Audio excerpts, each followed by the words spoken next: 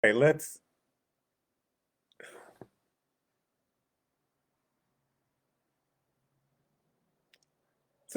see what happens now. Let's see if you can hear me. Um, it is October 30th. This is my Sunday school class. It will be shorter than normal because I couldn't get the sound to work.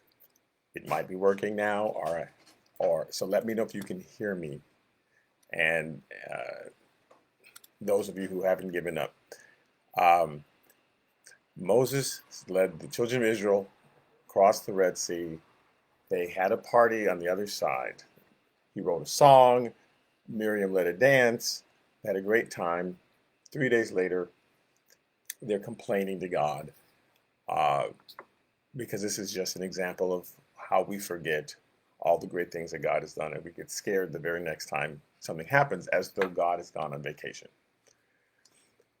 So um, I can hear now. Yay! Thanks, Tammy. Okay, so um, Exodus chapter 15, verse 22 says Moses brought Israel from the Red Sea. Here's where they're going, right? They know they're going to Sinai. In Exodus chapter 3, verse 11, it says, Moses says to God, this is before he ever went down to Egypt, who am I that I should go to Pharaoh and that I should bring the children of Israel out of Egypt? And instead of God saying, you are great, you're the head and not the tail, you're above and not beneath, you're blessed of God, he just says, I will certainly be with you. And his comment basically is saying, it doesn't matter who you are. It's who am I? God's saying I'm the important one in this duo. And we don't have to look at ourselves and pump ourselves up. God is with us. That's the important thing. So God's saying, I'm with you. And this will be the sign that I've sent you. And his whole God's point is it doesn't you don't stop looking at yourself. We have to stop looking at how much faith we have and how much we prayed and if we sinned last night, or if God is sending us into a situation, then he's with us. He's he's all that matters, and that's what he's trying to get across to Moses. Moses is giving excuses, but I can't speak, and then God's like, I'm the one that's going to do it. So here's the sign that I've sent you. When you have brought the people out of Egypt, you shall serve God in this mountain. Bring them back to this mountain in Sinai, to the Sinai mountain. Okay, so they've crossed the Red Sea. They had their party. They're on their way to the Sinai mountain. And God saying, this will be the sign. I know you want me to do some incredible thing to prove when it's over, you'll look back and go, oh, God was with me. God likes doing that. He wants us to have faith all through the trial because he hasn't gone anywhere. He loves for us to believe him in the middle of the trial. That's what this whole section is going to be about. That's what the whole book of Exodus is about. It's like, when things go bad, please don't think I have left. I'm right there. I might even have sent the trial because it's your test. So your teacher teaches this incredible lesson, and everybody's going, oh, this is great. Okay, now I'm going to test you to see, did you learn what I just taught? God does the same thing. You just crossed the Red Sea. Now here's the test. Did you learn that in no matter what, even if Pharaoh's coming at you and mountains are on either side and there's a river in front of you, that I can deliver you? Did you learn that? Or are you going to panic? So let me send the test. There's always a test right after the big victory. Always. The victory was there to teach us something. The test comes to prove to see if we've learned it or not. Okay, so they go into the wilderness of Shur. In the wilderness of Shur, um, we recognize that title from when Hagar was there. In Genesis chapter 16, verse 6, Abraham says to Sarai, she's not Sarah yet, indeed, your maid is in your hand. Do to her as you please. Because Hagar got pregnant. Sarah's been trying to get pregnant for 24 years. She's 99 at this point. She's not quite 100. 24 years she's been trying to get pregnant. Um, Hagar gets pregnant instantly, and Hagar's like, hey, I got pregnant instantly. And Sarah's like, well, now you have to go. So Sarah dealt harshly with her, and she fled from her presence. And now that's Hagar's choice to leave. Sarah just said, don't give me any attitude and don't sit and brag because you got pregnant. Uh, uh, it was Hagar when, oh no, I've got to leave this horrible situation. And so now the angel of the Lord found her by a spring of water in the wilderness by the spring on the way to Shur. So she's coming from Israel through Shur to go to Egypt. The children of Israel are in Egypt. They've left. They're going through the wilderness of Shur to go up to Israel, right? So in opposite directions, but the same lesson applies in the wilderness. The angel appears to her and says, Hagar, Sarah's maid, where have you come from and where are you going? And it's not like God doesn't know. He wanted her to think about it. So you were safe, everything was cool, you had a place to stay, and then things got rough and you fled. But where are you going? You're gonna go to Egypt? And she says, "Well, I'm fleeing the presence of my mistress because she made it hard for me." And the angel Lord says, "Go back to your mistress, submit yourself to under her hand." And the angel Lord said to her, "I'm going to multiply your descendants exceedingly, so that they shall not be counted for multitude. There'll be so many of them, you won't be able to even tell. But you're going to have to go through this trial. It's okay. When you come out on the other end, you'll see that I've made this great nation out of you. So don't worry about your child. I'm going to make him." And if you look at a map, you leave Egypt and you go by the Suez Canal, and that's where they were. Saudi Arabia is this huge country. It's like 5 times as big as Israel. And her descendants from Ishmael are, there's 300 million of them. There's like 30 million Jews. There's like 300 million of it. And God's like, I have so much for you. You can withstand this trial. You can withstand it. It's okay. And they should have learned that lesson. Oh, look, there's no water. You can withstand this trial. I haven't gone anywhere. I'm going to thoroughly bless you. Don't panic. The trial is there so we can believe God and go, God's with me in the middle of this. We want to live a life of no trials. God's like, no, no, I want you to live a life that in the trial you believe that I'm with you. People want to teach. You can have what you say and you can do. And again, if God's saying it to you, yeah, you can have what you say. If God put the thought in your head, then he's going to bring it to pass. But there still will be tests to go through on the way there. So but God hasn't gone anywhere. God's like, I'm the person who parted the Red Sea. I haven't gone anywhere. So, yes, there's no water right now. And what does that mean? I don't know how to make water anymore? That just means you're going to have to trust and wait and see how I will make my deliverance. And when the trial comes, instead of panicking, we go, okay, Lord, where's your deliverance? I know that your deliverance is coming. So I'm going to wait for it because you haven't forgotten about me. That's what he wants. So that's what the test is for. Can we believe him? God loves to be believed in the middle of a trial. He loves it when we go, boy, this trial's going on and I know God's going to come through. It's like, yay. Because when it's easy and everything's wonderful, it's easy to praise God. It's when it's hard that he wants us to believe that he hasn't gone anywhere. So, so they're in the wilderness of Shur. Exodus chapter 15, verse 22. And they went 3 days into the wilderness and found no water. So they were at a lake. They filled up. They hoped to find water the next day. So third day, we haven't found any water. What are we going to do? We're panicking. Now, when they came to Marah, they could not drink the waters of Marah because they finally thought, oh, finally God led us to and it's bitter because there's some sort of sulfur dioxide, some sort of thing. I forget, magnesium sulfite was in the water, so they couldn't drink it. Therefore, the name of it was called Marah, which means bitter, Marah. There's another situation where a person chose that name on purpose, and it's the same. It's always the same lessons.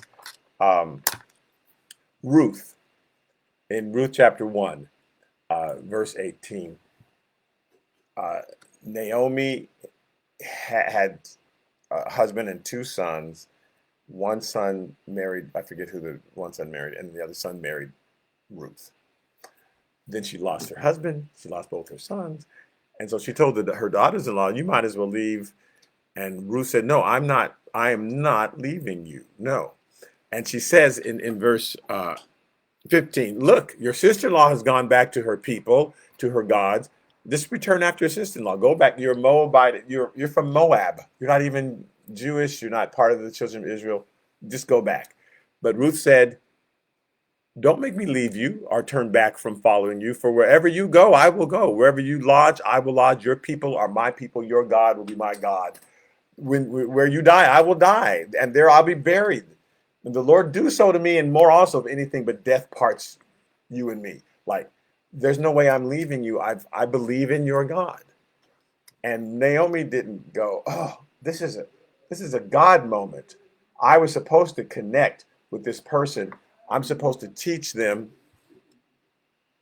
I'm supposed to uh, uh, mentor this woman. Like, this things look bad, but God has this incredible assignment for me in the middle of all this stuff that looks so horrible.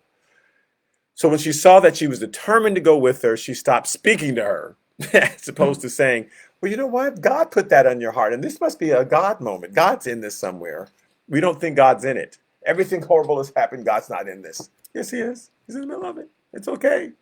Now the two of them went until they came to Bethlehem, and it happened when they come to Bethlehem that all the city was excited because of them. And the woman said, is this Naomi? Naomi's come back. And look, she brought her daughter-in-law Ruth. But she said to them, do not call me Naomi, call me Mara. For the Almighty has dealt very bitterly with me. This is terrible. Just like at Mara, at the bitter water. She forgot that God made the bitter water sweet. And God always makes the bitter water sweet. Something that we think is bitter. Just wait a minute. God's going to make it sweet. But she said, I'm bitter. This is a terrible thing. From her lines about to come the Messiah, right? This is terrible. Oh my God. I'm stuck. All I've got left is Ruth. And God is, so just call me Mara because I'm bitter. She says, I went out full and the Lord has brought me home again empty. You're not empty. Look at what's in front of you. This daughter-in-law is going to give birth to the king of Israel.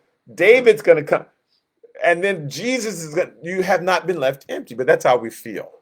I wanted all of that, and all I've got is this. And we don't look at the this and go, look what God gave me. I bet God's going to do something with the this that's left. All I've got left is her. Why do you call me Naomi, since the Lord has testified against me and the Almighty has afflicted me? Just call me Mara. Well, just to remind us, her ancestors, Judah married Tamar. Remember, Judah's daughter-in-law had to trick him into keeping his word, and she had a baby by her father-in-law Tamar. She had to dress like a harlot, and they had Perez, and then they went to Egypt, and from Perez came Hezron, then Ram, then Aminadab, and then Nahshon. Nahshon is from that same line, and he's in the wilderness.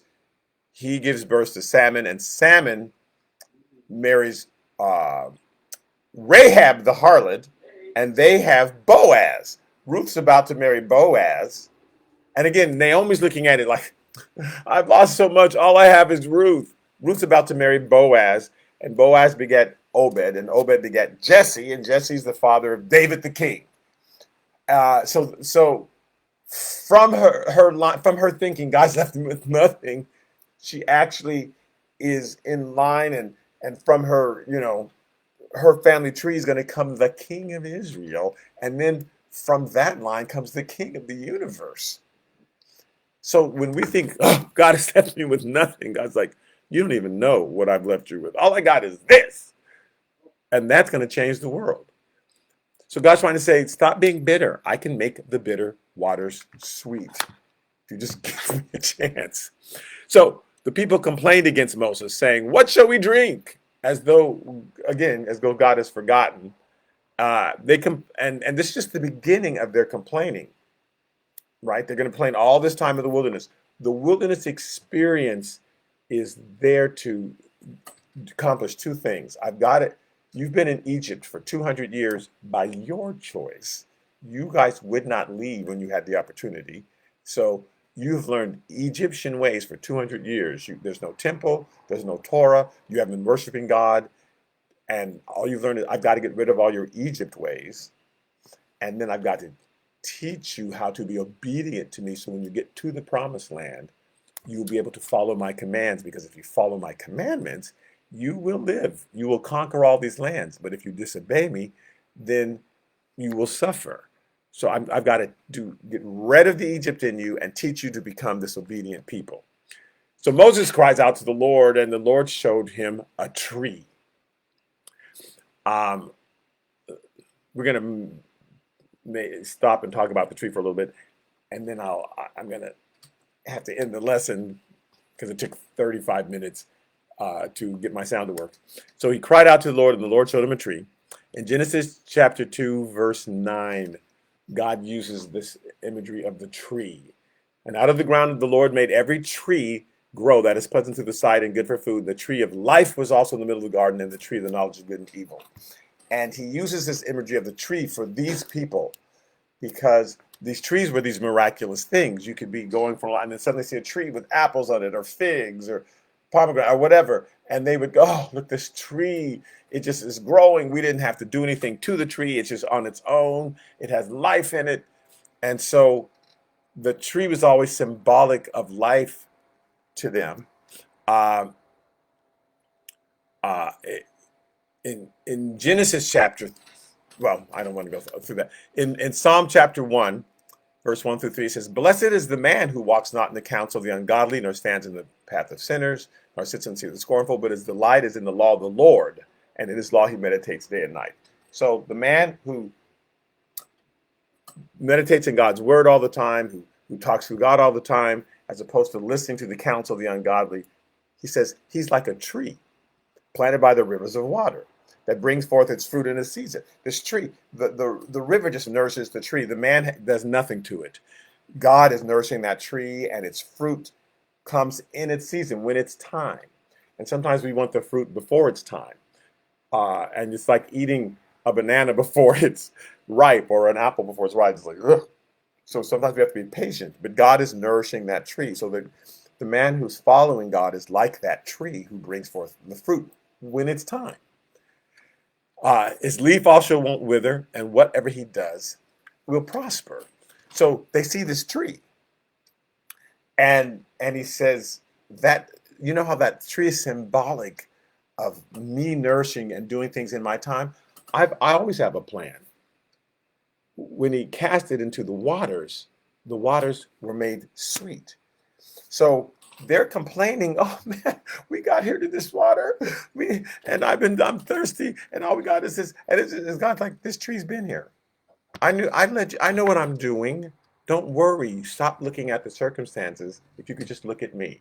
It's like Moses going, I can't speak. God's like, I'm going to do it. I didn't ask you to do it. I just asked you to be obedient. We don't have to solve anything. God's going to solve it. We just have to obey what he's telling us to do and trust in him. He's got a tree planted by that bitter water. We go, oh, I'm so bitter, like Ruth. Just call me bitter because everything is horrible. All I've got left is Ruth. Well, Ruth's great grandmother of David, the king of Israel. So you've got something incredible. God has a tree. God has a tree that he's ready to put in that bitter water and turn the bitter water sweet. We just have to be patient. We just have to be patient. We just have to learn to be patient. So I'm going to end there. But next week, Wednesday, we're in the book of John, and next week, the sound will be better. And I won't be spending all this time trying to get the sound. I think I figured out how to fix it. So sorry about that. But just know that whatever bitter situation that you're looking in, God has a tree there that will turn the bitter water sweet. We just have to be patient. We just don't freak out. God hasn't gone anywhere. Just think back on the victories. This is why that he had the children of Israel.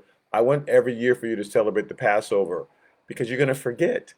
I want every year for you to celebrate Pentecost. I want every year for you to celebrate certain things because you forget. And so you need to remind yourself that of the miracles that I've done in your lives, the things that I brought you to, I'm still the same God. I don't go on vacation. I don't take days off. And whatever situation you've come to, I've brought you to that test to see, did you learn? The teacher taught the lesson, and now here's the test to see if you learned. And so we want to show, yes, we've learned. We've learned to relax. We've learned if you did it in the past, you'll do it again. You don't get tired. God does not get tired. God says, oh, I can't do this no more. He doesn't wear out. If he did it before, He will do it again. So don't let the bitter waters panic you. God has a tree that will make the bitter waters sweet. We just have to wait for it. Okay, so thank you for the little time today for tuning in, and we will continue from here next week. Um, there, I will talk like that. And again, some of you I'll see on Wednesday as we're going through the book of John. Thanks so much. All right, bye-bye.